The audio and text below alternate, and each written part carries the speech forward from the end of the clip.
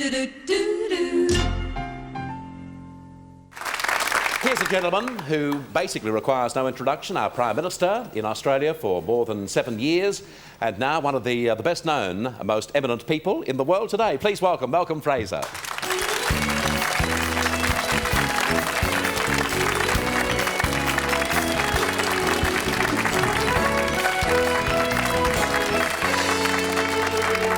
Welcome to the show. Thank you very much. It's good to see you again. Well, it's good to be here. How's life after Lodge? Well, it's still busy. Not enough time for fishing. When you look back on those years, Mr. Fraser, do you sometimes believe it was somebody else in another life? No, I don't think so. I mean, it was so much a part of your life, and you lived every moment of it, because a Prime Minister doesn't have any real time to himself, doesn't matter who it is, and you can't forget it. And it's a great honour to have been in that position as Prime Minister of Australia. But time moves on and you do something else. Wild dogs, including drovers' dogs, wouldn't drag you back? No, time, I used to say never is a word that you don't use. Well, as I get older, never gets much more likely.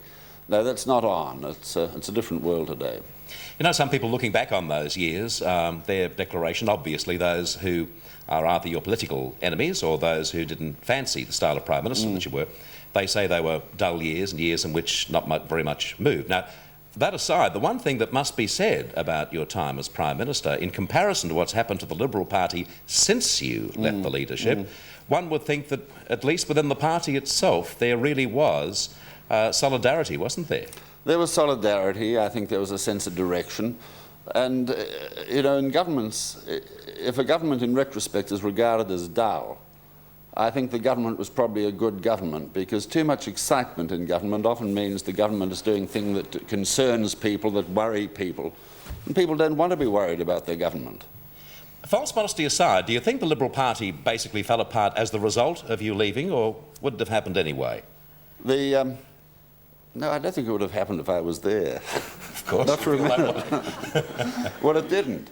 There have been two different strands in the Liberal Party. There's been, when the Labor Party moved to the right, some people, instead of saying, well, look, that's great, we'll have a fight on the middle ground, and the argument can be about competence, and let the most competent party or leader win. That's healthy for a country, because so much of Australia's history, if the Liberals have been in, people have been worried about those wretched Conservatives, and if Labor has been in, other people have been worried about those terrible Socialists. Now, if you've got a community in which there doesn't have to be that great dividing concern, but the real argument is about competence in government, that's the sort of debate that occurs in the United States, and it's much healthier. And when the Labor Party moved more into the middle ground, as it has with the Hawke-Keating axis, then there were some Liberals who thought we've got to have separate independent ground, wouldn't accept the challenge of the competency debate. I think we're back to that situation now. Under Andrew? I think so, yes. Just looking at you speak there.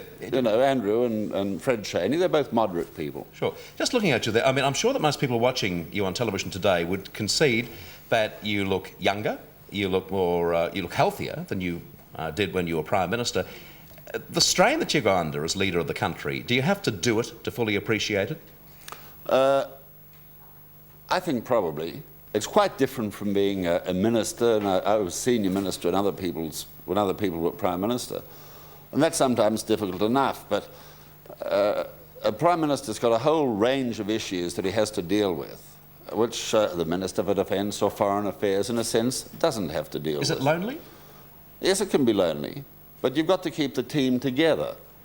And the very difficult occasions occurred when, let me put it this way, a Prime Minister has to try and uphold certain values for his government, a certain code of behaviour, if you like. And if he doesn't try and uphold that, nobody else will. And occasionally it can occur where somebody who's been a good friend, a political colleague, doesn't necessarily act as one thinks a minister ought to act, for example. Then you have to choose between friendship Certainly. and a value that's important to the government. But I noticed in your style of government, when all of a sudden a real crunch came, you seemed to go it alone, whether you were right or wrong. In a situation like today, with the tragedy which is China, what would you be doing as Prime Minister? I think very much what the Australian Prime Minister is in fact doing. I think we need to play it cautiously. We have got to hope that the openness in the Chinese economy will be maintained, and there's no certainty of that at the moment. We mightn't know for months.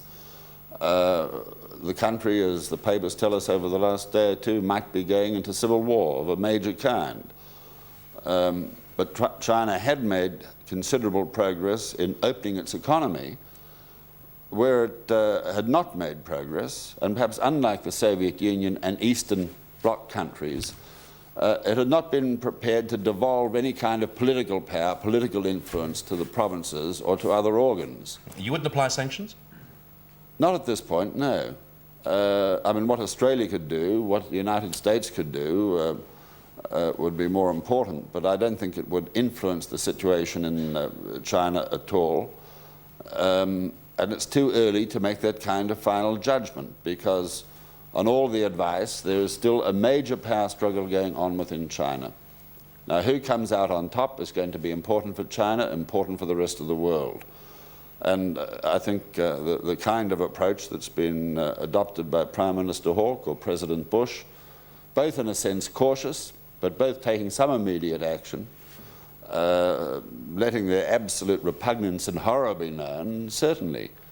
But sometimes you have to recognise that there is a limit to the influence, certainly of a country Australia's size, but even a limit to the influence of the United States. Mr. Fraser, thank you very much indeed for your time. It was good seeing you again. There's one thing, can I just mention one thing, because otherwise my life's not going to be I'm mentioning a thing for Chelsea Brown. She's appearing in a couple of... What's your gig? My gig is Care Australia. All right, sure. Care Australia is part of an international aid donor organisation. We're in the middle of appeal now, but the problem is Phoebe is running the fundraising appeal for Victoria. And she told me that if I didn't mention Care Australia and say that anyone can make a donation to the any branch of the Commonwealth Bank in this state or around Australia, you'd be in trouble. I just couldn't have gone home. Does that mean to say there is somebody in this world of whom you're frightened? Well, my younger daughter, if you like, yes. Thank you, Malcolm Fraser. Thank you very much. Back with you after this